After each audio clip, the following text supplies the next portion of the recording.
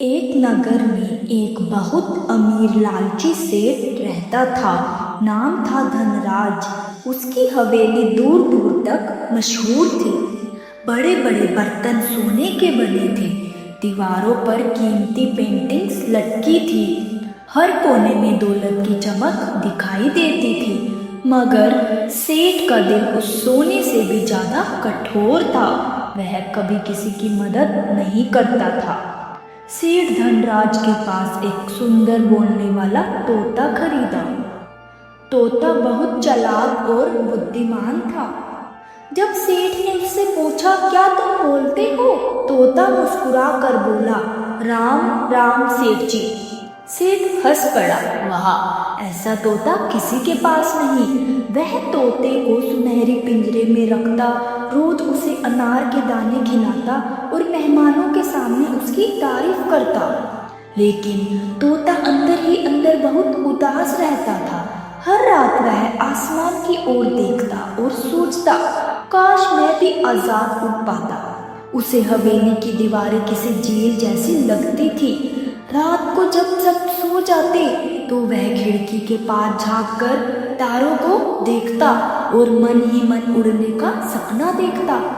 एक सुबह सेठ बगीचे में टहल रहा था। तभी उसके मन में विचार आया, यह तोता इतना समझदार है, क्यों न इसे मेरे गोदामों की रखवाली के काम पर लगा दूं। वह तोते के पास गया और बोला, तोते, अब तुम मेरा विश्वास पात्र हो। मेरे गोदामों पर नजर रखना। कोई चोरी करे तो तुरंत बता देना। तोता धीरे से बोला, सेठ जी, मैं रखवाली तो करूँगा, मगर क्या मुझे थोड़ा खुला आसमान मिल सकता है?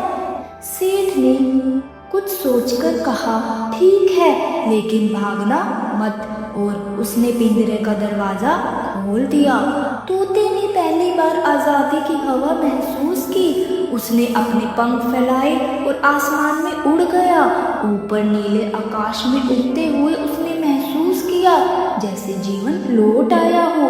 लेकिन शाम होते ही वह वापस लौट आया। सेठ खुश हो गया। धीरे धीरे सेठ को उस पर भरोसा हो गया। अब तोता रोज उड़ता, घूमता और समय पर लौट आता। कुछ दिनों बाद सेठ को दूसरे नगर से खबर मिली कि वहाँ एक व्यापारी के पास एक बहुत कीमती हीरा है। उसकी लालच फिर जाग उठी। उसने तोते से कहा, मैं 3 दिन के लिए बाहर जा रहा हूँ, मेरे गोदामों का ध्यान रखना। तोता बोला, आप निश्चित रहिए, सब सुरक्षित होगा। सेठ ऊंट गाड़ी में बैठकर शेर के लिए निकल पड़ा। रास्ते में सोचता रहा कि उस हीरे को किसी भी कीमत पर खरीदना है। शहर पहुंचकर उसने हीरा देखा और कहा, वाह, कितना सुंदर है। दुकानदार मुस्कुराया और बोला, सावधान रहिए सेठ जी, लालच में अक्सर नुकसान होता है। लेकिन सेठ ने सुना नहीं और भारी कीमत देकर हीरा खरीद लिया। उधर जब सेठ नगर से बाहर था, तोते ने मौका देखा। वह उड़कर गोदाम के दरवाजे तक गया और पंजे से ताला तोड़ दिया। फिर उसने सारे नौकरों को बुलाया और कहा, सेठ जी ने कहा है कि अब तुम्हें मेहनत की पूरी कमाई मिलेगी। जो अनाज और पैसा तुमने कमाया है उसमें से हर किसी को बराबर हिस्सा मिलना चाहिए। नौकर खुशी से झूम उठे। सालों से वे सेठ के लालच और अन्याय से परेशान थे। उन्होंने तोते की बात मानी और अपने अपने हिस्से का अनाज बांट लिया। 3 दिन बाद जब सेठ वापस लौटा तो गोदाम का दरवाजा खुला था। अंदर का अनाज गायब।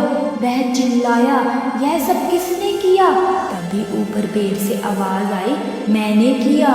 सेठ ने ऊपर देखा तो उसका तोता बैठा हुआ था। गुस्से में बोला, तूने मेरी संपत्ति बांट दी। तोता शांत स्वर में बोला, मैंने चोरी नहीं की, न्याय किया है।